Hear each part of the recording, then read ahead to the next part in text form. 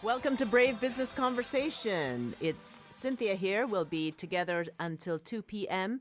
And we've got a lineup of great guests. The first is Martina Dytor Butler. Yes. Okay, there we go. Hi, Martina. Welcome to the studio. Hi, Cynthia. Thank you for having me. And thank you for being a patron of Radio Bath. You're very welcome. I love what you do here. Yeah, tell us more. I mean, what was the decision behind supporting Radio Bath? I love the concept of Radio Bath, what it sets out to do, and I thought it was a really exciting way for our business to be part of that. Knowledge, information, sharing ideas, and spreading the word through radio. Yeah, and we were talking earlier about doing business for good, and we're not just here to promote your business and everything like that every month, but basically we want to talk about how we can share information amongst business people. Exactly that. Yeah. What kinds of things have you enjoyed, learning from, other business people and stuff? I think when it comes to running a business, the way their time management, what their home lives are like. We were talking earlier about books. There's some really good books available out there that I'm a reader, so I love to read. And I think sharing a good title that you've read, what you've got from that is exciting. That's interesting. Yeah. Well, we'll have a year. Hopefully more together, and I'm looking forward to it. So tell us a bit about Haven Timber. How did you start it? Why did you start it? What's it all about? So Haven Timber, we sell fencing timber and general timber along with garden buildings. We started in 2016, and that was through our own desire when we were doing some landscaping projects to find good quality, sustainable timber that was priced competitively, and it was impossible while we were doing our research to find where the timber had come from, what species it was it treated or graded correctly for what we needed to use it for. And an opportunity came up for a yard and a building, and we thought, well, we're ready for a new business and we're going to do timber, and we haven't looked back.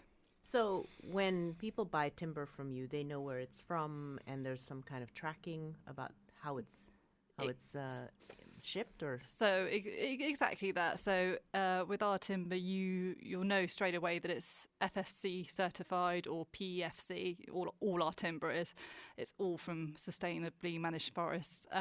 You'll know what species it is. 90% of our timber is all homegrown, so it's all from Britain. There's about 10% that is imported, and that's purely because there isn't the supply here in the UK. And why is that important to consumers to have that information? I think as we're becoming more responsible in the way that we purchase, it means more to people, and people are becoming more aware of climate change and, in general, sort of the well-being of themselves and the planet, that it's important that they have that information so that they know that they are buying responsibly and sustainably, and they can feel good about their purchase. It's not years ago when people were buying timber for a project they were doing in their house or putting up a fence or a shed, they weren't thinking, oh, where did this timber come from? They were just thinking about the project at hand. But now people want to delve deeper, and it's a fantastic thing because now the demand is more there for that information, and it is making suppliers and producers to make sure that that information is available. From memory, I think 90% of all the timber in the UK is FFC certified. Again, there's only a very small minority that isn't. So as a country, we're doing very well. I think you are, yeah. And, it's funny, when we buy fish for the family for eating, there's this one supplier that we know where our fish came from, when it was caught, who caught it, which boat, Yeah. And it's the demand for that particular fish company is huge because, people want to know where their food comes from and their timber comes from. Exactly. Yeah, exactly. Well, I want to talk more about timber in general because I think a lot of companies that sell timber, they get criticized because, oh, you're cutting down trees and everything like that. But at the same time, what I'm hearing is also the benefits of using timber. So let's discuss that more after the break, if that's okay. Absolutely. All right, we'll be back with more of Martina and Haven Timber after this. Made in Bath. This is Radio Bath. We're back with Martina from Haven Timber at Brave Business Conversations. Martina, you must get lots of criticism. You sell timber, therefore you're cutting trees. Yes, and I think that is the biggest misconception about what we do. We do get, but you cut down trees, that's so bad for the environment. And people are right in a sense that, yes, it's bad to cut down trees if you're not replenishing what you take. That's why it's really important to make sure that the timber that you are buying is from sustainably managed forests, because that means that, you know, they're being managed correctly, they're being replenished, they're creating jobs, you know, creating a place for wildlife. And sustainably managed forests, they absorb more CO2 from the atmosphere than any other type of building material. So it's really important that people think that cutting down trees is a good thing as long as it's managed in a sustainable way. Exactly, and I think that's there's always going to be something we take from the environment, whether it's meat or trees, or even if you are a vegetarian, you take plants, right? But it's about the act of actually replenishing it and then what it does. Because as you mentioned, also lots of sawmills or like companies are hundreds of years old and run by the same family, creating jobs for that particular community. So there's a lot of aspects of sustainability there. Exactly. People within the timber industry, that they need to make sure the resources are there for them to continue their business, which is why they have to manage their forests effectively so that it ensures that they can continue their business.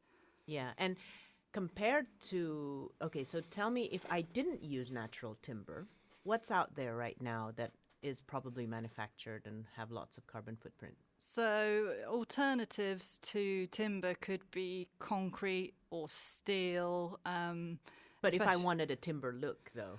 In a timber, there are many composite products, which are usually a mix of plastic flowers. Some of them are recycled, some of them aren't. They're almost always manufactured abroad, so they have a big carbon footprint when it comes to the processing and the transportation to get them into the UK. And, you know, they're not renewable and they're not sustainable, which is why timber is always the best choice. It is the only infinitely renewable building material, whether you're using that for your garden or within your home. Yes, but the key is replenishing it or buying from a source where they're being responsible about it. Exactly. I mean, I come from Indonesia. Deforestation is real. And I remember in Borneo, there's still lots of tribes and everything. And in the old days, when a boy was 16, he gets sent and gets lots of tattoos and have to fight and to prove his manhood. This is how he graduates to become a man from being a boy. However, there was a new culture that was being born out of all this deforestation. He had to go in and defend a certain part of the forest. And when he can come out, however, I don't know, maybe a month later, and he's managed to get people to stop cutting timber or protecting that, he becomes a man. Right. And that, to me, was a completely different way of looking at, all these rituals, the growing up rituals, and protecting what's really important instead of getting tattoos and all these kinds of things to prove your manhood. Absolutely. But yeah, it is real.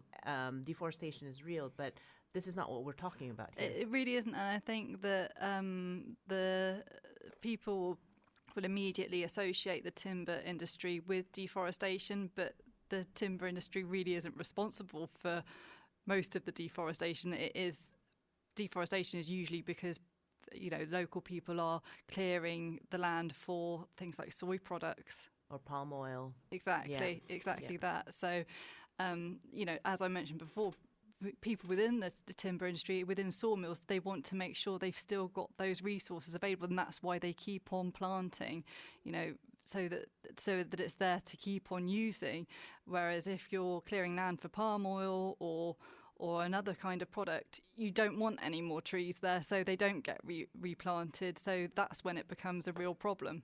And that affects the type of ecosystem that's around there, the types of animals that get or don't get shelter, the types of fungus or whatever that grows in there. Exactly, the whole biodiversity is changed.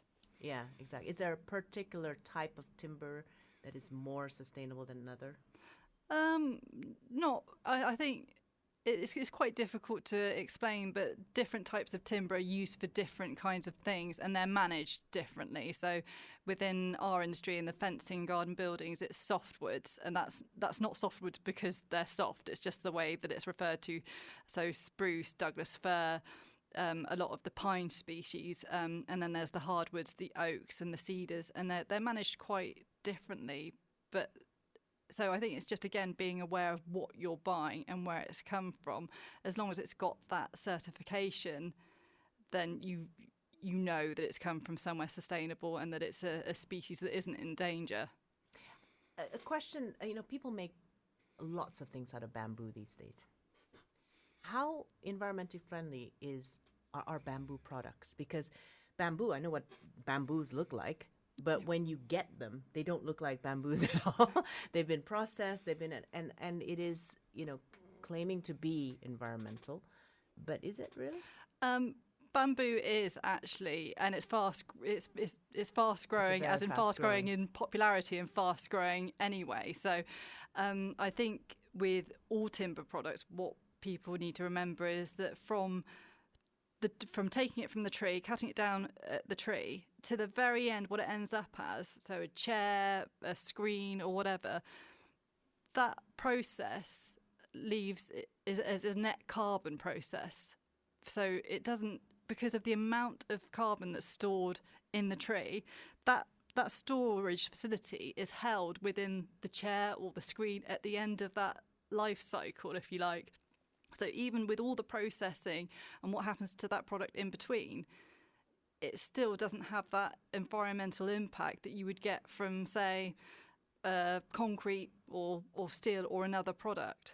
And so the resource is still in that. That's why I'm starting an antique shop, for instance.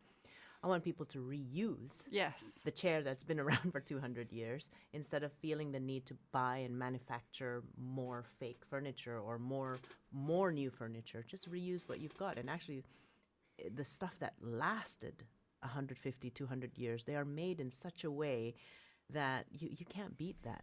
No, the quality is second to none, especially with antique furniture. I'm definitely a lover. Yeah, it's all this whole green movement. Well, we'll be back because I know you've got a wealth of experience that you can share with people who are perhaps thinking about building a home or redoing their porch or something like that, that you want that timber feel, you want that natural feel, and you also want to be responsible when you're building these things. We'll be back with Martina from Haven Timber after this. Welcome back to Brave Business Conversations, still with Martina from Haven Timber. We're still talking about timber and how it's actually good for the environment to build with natural timber, but not all timber is created equal. Right? Tell us more about how do we pick the right wood? So, you're absolutely correct. The most important thing to remember is identifying what you're using the timber for, and then what grade or use class timber that you need to purchase. So for structural applications, you'd be looking at something like C16 or C24, which is graded on strength. With fencing, you're looking for a use class 4 product for posts that go in the ground, and UC3 that's anything above ground. Choosing that right product will make sure that you've got longevity in it and help you build the best possible fence structure that you need. And it is something that people do make mistakes on because they think, I just need that size. Yeah. And they don't think, I'm talking about more DIY as the professionals know, but with the uprising of YouTube, Pinterest. Yeah. People will see that I'm gonna How make to make that. a fence. I'm going to make that, my but lockdown I don't know project. what I need. Yeah, so choose carefully. Is the advice that I would give. Make sure you know what you're going to use it for. You know what you need, and if you're not sure, ask advice. Yeah, yeah. The other thing I think, especially in Bath, because we live just in town, is humidity and damp. And Bath's got lots of springs, which is why we're so famous with the Roman baths. But this is also why we've got the need for tanking, for vaults and everything. You know, we built an outdoor kitchen a couple of years ago, and within 6 months, the wood had rotted, and we had to replace the thing. Now, I don't know what brand or what, but what could we do when we live in such a humid and damp place? Does using natural wood actually prevent all that? So with some natural woods, for example, oak, it has natural properties that will prevent rot and decay. With outdoor garden projects, most people will use treated timber, so it's pressure treated to deter, rot, any sort of insect infestation. But I think people really need to remember that wood is natural, so it will shrink. It will move with the seasons. So if it's raining, it might swell up and then it will go back to normal. So there's always movement. So you want to always look at your outdoor projects and treat them with a wood preserver. If you notice any cracks, fill them. Just take care of it. It's not going to take care of itself, just like any other furniture you'd have in your house. If you knock it or if you chip it, you want to take care of it, and then it will last, a long time. Yeah. Well, with the antique products that we have in our shop, we also have a radiator in the shop. We're very careful not to put any wooden objects in front of the radiator, even though having, been built 200 years ago, it's probably got all the drying it needs. Yeah. But you never know. No, you never know. No, Yeah. Take care of it. It's a natural product, so you need to sort of check on it and just make sure that nothing untoward's happening. And if it is, then treat it. And the nice thing about wood is if you don't want a natural finish, you can paint it. And most wood paints have a natural a preservative in it. So, just take care of your wood. Take care of the wood. And Take actually, care. it's quite a pleasure. We've got 2 really old benches in our garden. It was made by my partner's grandfather and great granduncle or whatever it was. And every once in a while, we'll take a sanding machine, and we would just skim one little layer and then re-varnish it or recolor it again, But I think it's one of those things that, to me, it's a joy because you actually see the wood come back to life. Yeah. It's all weathered and everything. But yeah. And the other thing is furniture cover, outdoors cover. I've got loads of different links now because we're looking for cover after living with our outdoor garden for a while.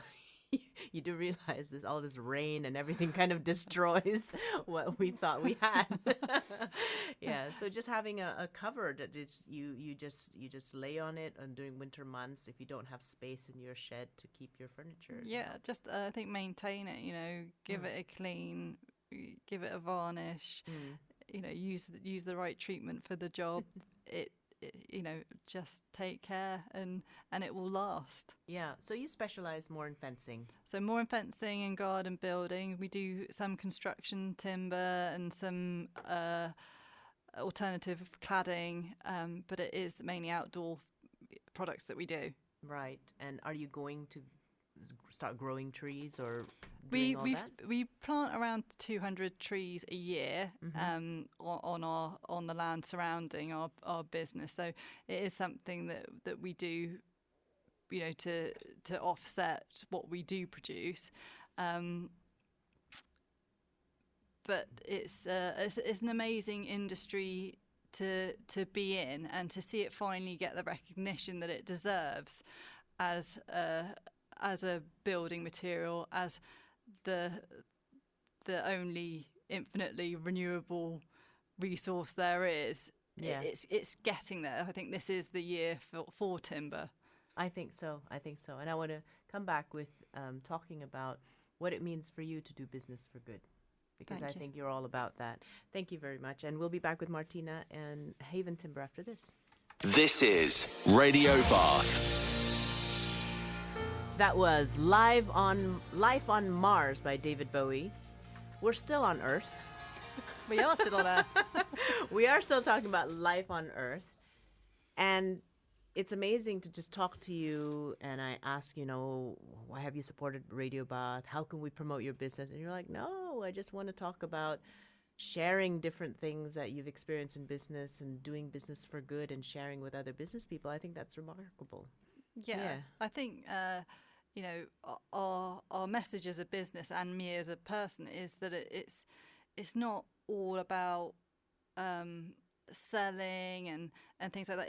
It's about the experience. Our business is a business with integrity, and that is because of the people that have built it. And there's lots of parts to a business. You have to feel good about what you do, and there is an aspect of that, about how that affects you as a person, how you manage your personal life. In my industry particularly, it's male dominated, and Sure. it's interesting to be a woman in that industry, but it's something that we can talk about, how that feels. And actually women in business in general, that we haven't got there with it's not a 50-50 split yet. There's still far more males in business than there are females, and to explore why that is one of those topics that I would love to discuss, along with simple things like managing a family life with running a business. And you're surrounded by your family as well. You've got your husband, your partner. You've got your dad, or something like that. I've got my father-in-law. Yeah, That's right. exactly. So there's a lot of family close by, and that have an influence on what we do and our decisions. Or they want to have an influence. Or they want to have an influence. It's definitely some of that. So I think sharing knowledge with people about what it's really like to run a business, particularly a business that sometimes has misconceptions, and overcoming those sorts of things, is a great thing to be able to do, so people understand what it's like and maybe help them in their business. Give them some kind of insight on how it's all related. Yeah, and also the type of business that you're in requires a lot of capital investment first before you actually start generating decent revenue, right? You need that warehouse, you need that big lot for all the stock that you ship in, for instance, and that is square footage, and that probably involves some kind of labor, manpower or women power or whatever, to manage that. Cost first, then hopefully profits. Right. So there's that financial stress as well. A lot of people say, "Oh, I want a big business." Really? Yeah. Big business comes with big investment. Exactly. Yeah, I used to come from a chemical business. We Okay. sold industrial cleaning chemicals. I did that for about 11 years, and then including pest control. So a lot of male-dominated influence. Then I moved to the recruitment industry, which is more female-dominated. But and then when I moved to become a business coach and consultant, that was actually also quite male-dominated. And now entering into the antiques business, it's incredibly male-dominated. Yeah. Old male-dominated as well. So it's interesting. But what I always find is that there's a balance. We do need that male's perspective. We do need that female perspective. And as I see more and more women leaders and entrepreneurs come up, different styles of communication, different styles of the attention to detail, the attention to team, the attention of how decisions are made changes.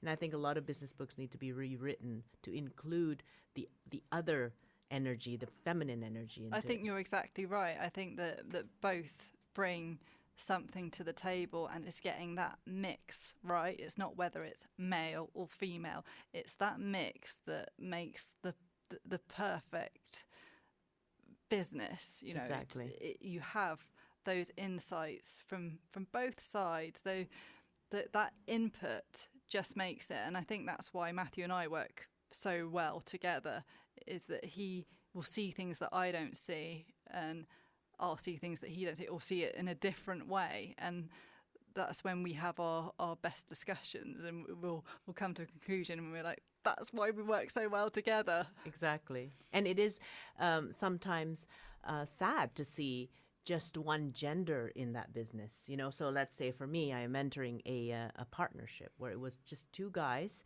and then now I'm bringing in that other side of it, the other perspective, and you can start seeing we as a team have enriched each other.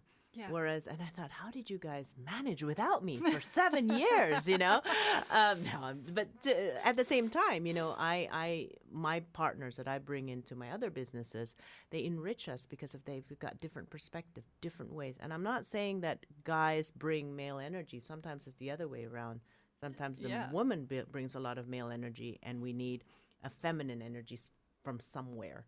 You know, it could be another woman, could be a guy, it doesn't matter. So it's a really interesting topic. One day, hopefully, we get to discuss more about that. Absolutely. I'm looking forward to it. Yeah. The family business one, I think, is quite challenging as well. Well, it's been great. And if people want to talk wood with you, timber and wood, maybe they've got some questions about their project, where can they reach you? So they can call us, Haven Timber, 01225 720 140. They can email us, sales@haventimber.co.uk, and they can visit our website, which is haventimber.co.uk. We have a lovely couple of guys in the shop that are really knowledgeable and willing to help anybody, you know, sort out what they need for their project. Exactly. So that's great. So we'll be back with you again next month. We'll have this monthly slot for you in Haven Timber. And thank you for supporting Radio Bath. Thank you, Cynthia.